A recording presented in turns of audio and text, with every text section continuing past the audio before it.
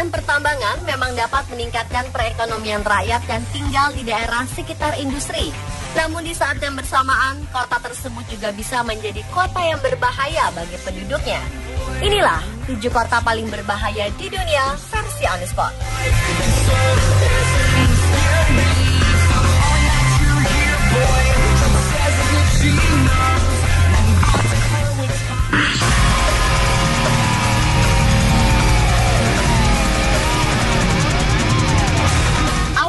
Chernobyl merupakan kota normal seperti kebanyakan kota di Ukraina.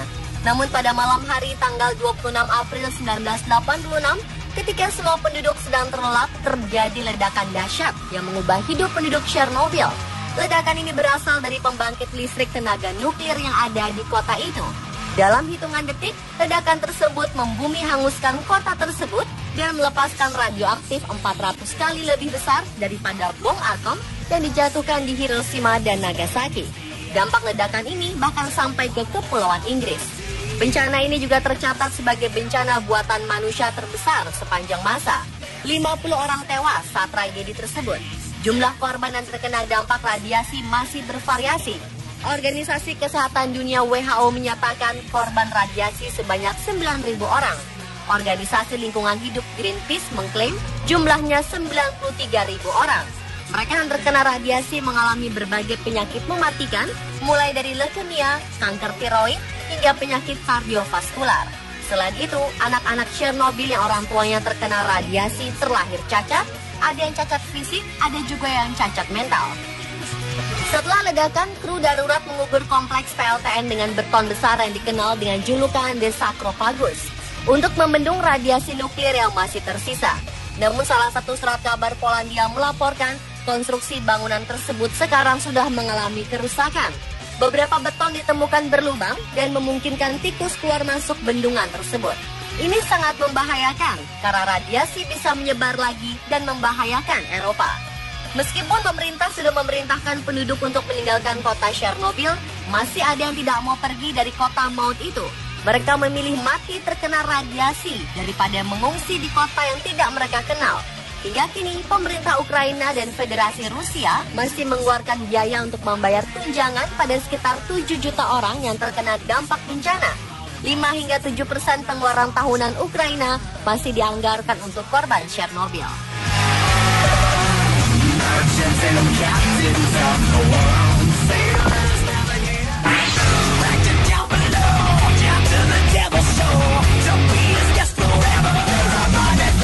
Kota mematikan lainnya ada di Tiongkok. Kota Linfen mendapat predikat sebagai kota paling tercemar di dunia menurut majalah Times. 3 juta penduduk kota itu harus terganggu karena batu bara dan polutan setiap harinya. Ada tambang batu bara sepanjang 19 km dengan produksi 50 juta ton batu bara per tahun di perbukitan Chansi dekat kota Linfen. Setiap harinya, ratusan penduduk dirawat di rumah sakit karena kondisi pernapasan, seperti paru-paru hitam, bronkitis kronis, dan asma. Beberapa penyakit bahkan lebih parah, yaitu pneumonia dan kanker paru-paru. Anak-anak di sini juga memiliki tingkat keracunan timbal yang tinggi. Pagi, siang, maupun sore tidak pernah ditemukan udara bersih di kota ini. Sejauh mata memandang, hanya ada kabut asap polusi yang kita lihat menghiasi kehidupan di kota ini. Lebih parahnya, jika kita menjemur pakaian di luar rumah, maka ketika kering, pakaian tersebut akan berubah warna menjadi lebih hitam karena udara yang kotor.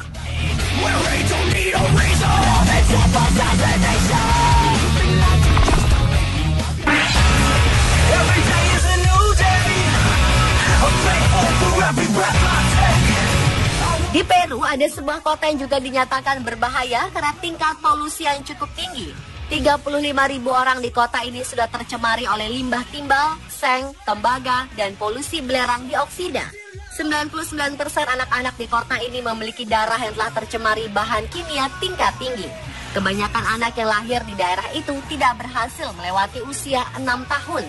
Tidak hanya udara dan tanah saja yang tercemar, di kota La Oroya sering terjadi hujan asam yang disebabkan oleh belerang dioksida yang menumpuk di atmosfer. Hujan asam ini sering menghancurkan tanaman penduduk yang tadinya bergantung pada lahan pertanian mereka. Pencemaran ini berasal dari pertambangan dan pengolahan logam yang ada di kota ini. Sebuah perusahaan pertambangan Amerika bernama Dow Run berdiri di sini sejak tahun 1922. Mereka menguras hasil bumi yang paling berharga di La Oroya, namun tidak bertanggung jawab atas limbah yang dihasilkan oleh pabrik pengolahan logam yang telah dikuras tersebut.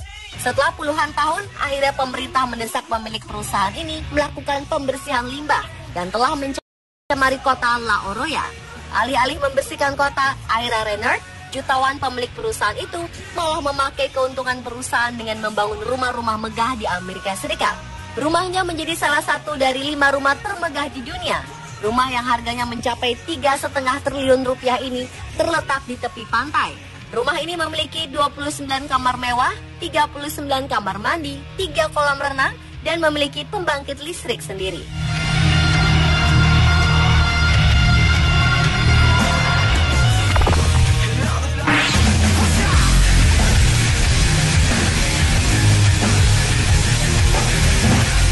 Penduduk di kota Dzerzhinsk, Rusia, sekarang tidak lagi bermimpi untuk hidup sampai usia lanjut karena rata-rata harapan hidup sampai usia lanjut di kota ini cukup rendah.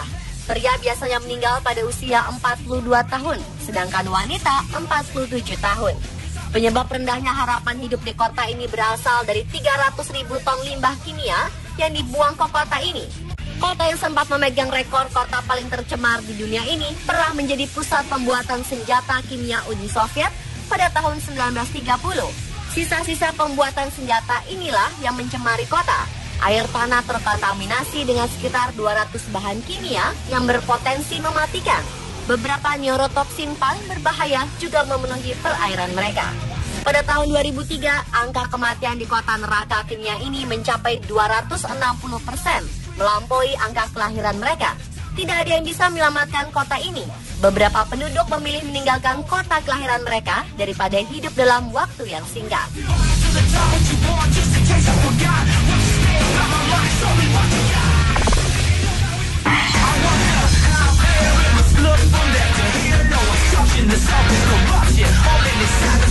Kota Kabwe, Zambia sempat berjaya di awal abad ke-20 ketika timah ditemukan di dekat kota tersebut. Semua penduduk datang ke kota itu untuk menambang timah. Tidak hanya penduduk saja, beberapa perusahaan pun mencoba meraup keuntungan dari kekayaan Kabwe. Namun tidak satu pun memperhatikan bagaimana logam ini bisa membahayakan dan mempengaruhi kesehatan penduduknya. Setelah lebih dari 100 tahun kegiatan penambangan berlangsung, Kabwe menjadi salah satu kota yang paling tercemar di dunia. 255.000 orang berpotensi terkontaminasi timbal, termasuk anak-anak. Kandungan timbal dan timah pada anak-anak di kota ini berjumlah 5 hingga 10 kali kadar yang dianggap aman. Tidak hanya kesehatan penduduk, tanah di sana pun akhirnya terkontaminasi hingga apapun yang ditanam tidak bisa tumbuh. Perekonomian rakyat pun semakin terpuruk. Beberapa warga yang masih tinggal di Kabwe terpaksa kembali ke pertambangan meskipun dilarang. Mereka menambang timah secara tradisional demi menyambung hidup. Walaupun berbahaya, mereka tetap melakukannya karena mengetahui bahwa tubuh mereka sudah terlanjur terkontaminasi oleh timah tersebut.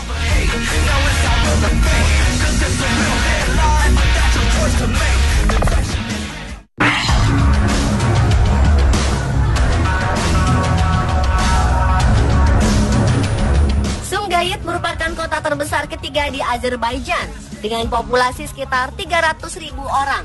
Kota ini didirikan tahun 1949 dan menjadi pusat industri yang memiliki lebih dari 40 pabrik manufaktur bahan kimia industri dan pertanian.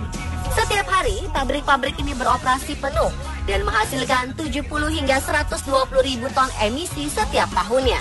Tidak hanya emisi yang mencemari udara, limbah pabrik juga mengotori Laut Kaspia yang dekat dengan pemukiman penduduk. Keadaan ini membuat penduduk di tempat ini beresiko terkena kanker tingkat tinggi. 51% penduduk berpotensi mengidap penyakit kanker, 8% diantara yang meninggal karena kanker ganas. Yang lebih parah lagi, Sumgayit semakin dikenal dengan kuburan bayi.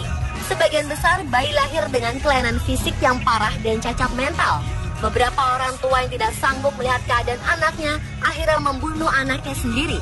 Beberapa anak meninggal di usia dini karena tidak bisa bertahan. Sekarang ini sebagian pabrik telah ditutup, namun polutan masih tetap ada.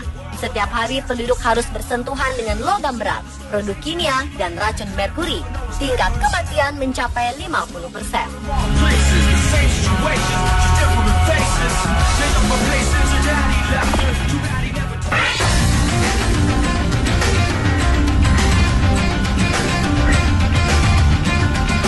Di India ada sebuah kota yang kaya akan biji kromin. Kota itu bernama Sukinda. 97% pasokan biji krom di India berasal dari kota ini. 12 tambang terbuka terus beroperasi di daerah ini tanpa adanya rencana pengelolaan lingkungan dan lebih dari 30 juta limbah batuan tersebar di daerah sekitar. Limbah itu bahkan mencemari sungai Brahmani yang merupakan sungai penting di kota tersebut. Tidak hanya sungai, air tanah pun sudah tercemar. 70% dari air tanah di kota ini mengandung heksavalen kromium yang berbahaya bagi kesehatan. 2,6 juta penduduk berisiko terkena penyakit kanker, bisul hidung, pilek, dan masalah pernafasan. 85% kematian penduduk di kota ini dihubungkan dengan pertambangan yang berlangsung.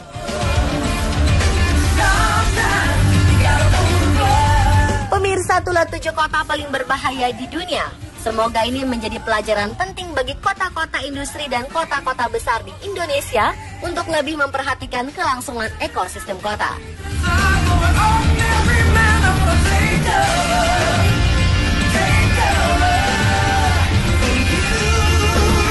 Yang berpotensi mematikan. Beberapa neurotoksin paling berbahaya juga memenuhi perairan mereka. Pada tahun 2003, angka kematian di kota neraka kimia ini mencapai 260%, melampaui angka kelahiran mereka. Tidak ada yang bisa menyelamatkan kota ini. Beberapa penduduk memilih meninggalkan kota kelahiran mereka daripada hidup dalam waktu yang singkat.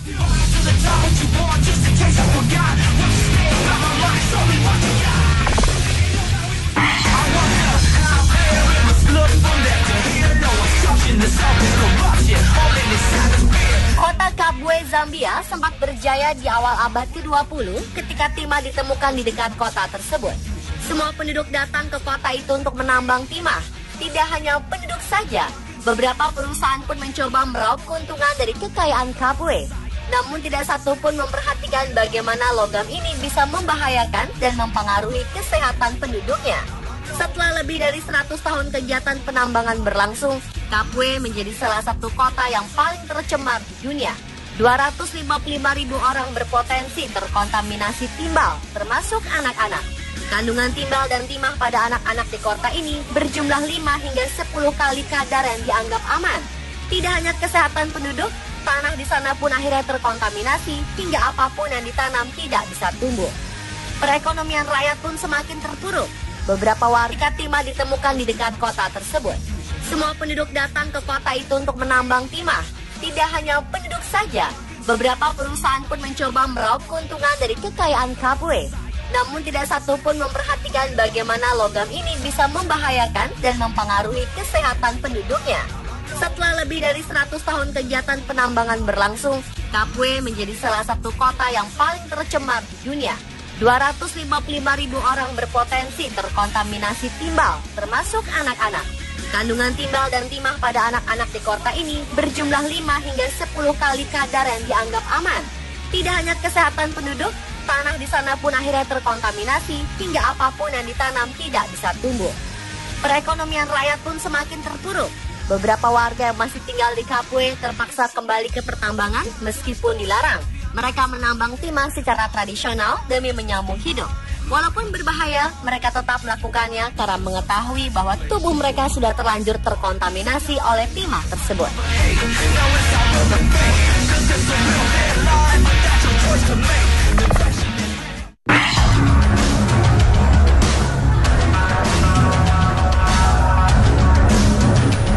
Sumgayit merupakan kota terbesar ketiga di Azerbaijan dengan populasi sekitar 300.000 orang.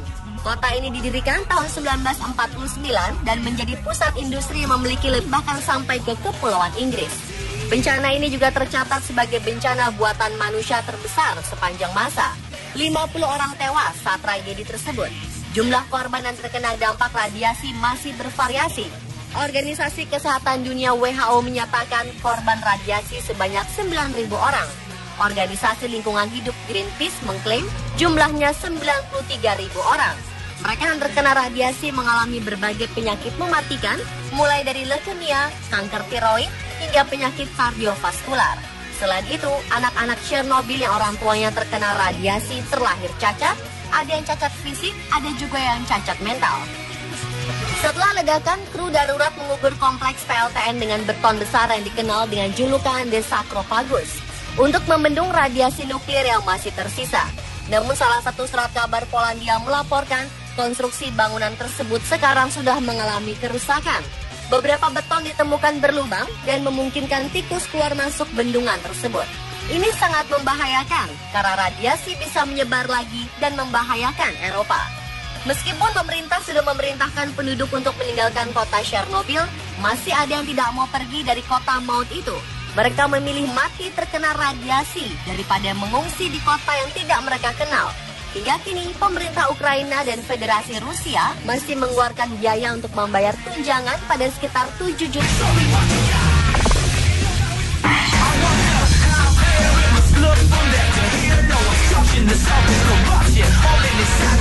Kota Kabwe, Zambia sempat berjaya di awal abad ke-20 ketika timah ditemukan di dekat kota tersebut. Semua penduduk datang ke kota itu untuk menambang timah. Tidak hanya penduduk saja, beberapa perusahaan pun mencoba meraup keuntungan dari kekayaan Kabwe. Namun tidak satu pun memperhatikan bagaimana logam ini bisa membahayakan dan mempengaruhi kesehatan penduduknya. Setelah lebih dari 100 tahun kegiatan penambangan berlangsung, Kabwe menjadi salah satu kota yang paling tercemar di dunia. 255.000 orang berpotensi terkontaminasi timbal, termasuk anak-anak. Kandungan timbal dan timah pada anak-anak di kota ini berjumlah 5 hingga 10 kali kadar yang dianggap aman. Tidak hanya kesehatan penduduk, tanah di sana pun akhirnya terkontaminasi hingga apapun yang ditanam tidak bisa tumbuh. Perekonomian rakyat pun semakin terpuruk. Beberapa warga yang masih tinggal di Kabwe terpaksa kembali ke pertambangan meskipun dilarang. Mereka menambang timah secara tradisional demi menyambung hidup. Walaupun berbahaya, mereka tetap melakukannya karena mengetahui bahwa tubuh mereka sudah terlanjur terkontaminasi oleh timah tersebut.